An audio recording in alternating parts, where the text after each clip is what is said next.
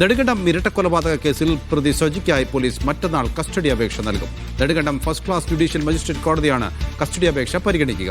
കാണാതായ സജിയുടെ പിതാവ് മാത്യുവിനായുള്ള അന്വേഷണം പോലീസ് ഊർജിതമാക്കി. 8 വർഷം മുമ്പ് മാത്യുവിനെ അവസാനമായി കണ്ടവരിൽ നിന്ന് വിവരങ്ങൾ ശേഖരിക്കും. മുഹമ്മദ് ആഷിഖാണ് വിവരങ്ങൾ നൽകേണ്ടത്. ആഷിഖ്, ഇയാളെ കസ്റ്റഡിയിൽ വിട്ടുകിട്ടിക്കഴിഞ്ഞാൽ പോലീസിന്റെ പ്രധാന ദൗത്യം മാത്യു എവിടെ എന്നുള്ളത് അന്വേഷിക്കുക എന്നതായിരിക്കും. മാത്യുവിന്റെ മരണത്തിൽ അല്ലെങ്കിൽ മാത്യുവിന്റെ തിരോധാനത്തിൽ സജിയുടെ പങ്കിനെക്കുറിച്ചുള്ള അന്വേഷണമായിരിക്കുമോ പോലീസിന്റെ മുൻഗണന?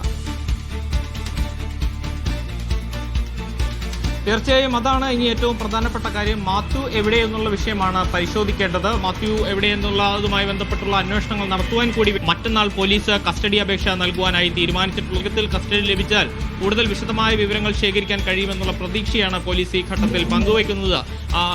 ഏറ്റവും പരമാവധി ദിവസങ്ങൾ കസ്റ്റഡിയിൽ നിഗമനമാണ് പോലീസ് ഈ ഘട്ടത്തിൽ കണ്ടെത്തിയിട്ടുള്ളത്. ഏതായാലും അതിനു വേണ്ടിയിട്ടാണ് മറ്റന്നാൾ കസ്റ്റഡി അപേക്ഷ നൽകാനുള്ള തീരുമാനത്തിലേക്ക് പോലീസ് എത്തിയിട്ടുള്ളത്. കട്ടപ്പന ഡിവൈഎസ്പിയുടെ നേതൃത്വത്തിലുള്ള പ്രത്യേക സംഘമായിരിക്കും ഈ പരിശോധന ഇനിയുള്ള അന്വേഷണത്തിന്റെ ഘട്ടങ്ങൾക്ക് നേതൃത്വം നൽകുക എന്നുള്ളതാണ്. അതിക്രൂരമായ കൊലപാതകമാണ് കഴിഞ്ഞ ദിവസം നെടുങ്കണ്ടത്ത് നടന്നത്.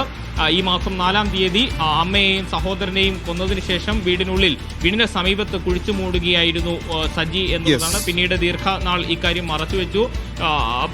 സഹോദരി പരാതി നൽകിയതിനെ തുടർന്നാണ് പോലീസ് നടത്തിയ അന്വേഷണത്തിൽ അങ്ങനെയുള്ള സജിയെയാണ് ഇപ്പോൾ കസ്റ്റഡി വിട്ടുകിട്ടാനുള്ള അപേക്ഷ പോലീസ് സമർപ്പിക്കാൻ പോകുന്നത്. സജിയുടെ പിതാവ് മാത്യുവിനെ കാണാതായ കാര്യത്തിലും ഉടൻ അന്വേഷണം നടത്തി കണ്ടെത്തേണ്ടതുണ്ട്. അതുകൊണ്ട് തന്നെ അയാളെ കസ്റ്റഡിയിൽ ലഭിക്കുക എന്നത് പോലീസിനെ സംബന്ധിച്ചിടത്തോളം വളരെ നിർണായകമാണ്. ആഷിഖാണ് വിവരങ്ങൾ നൽകിയത്.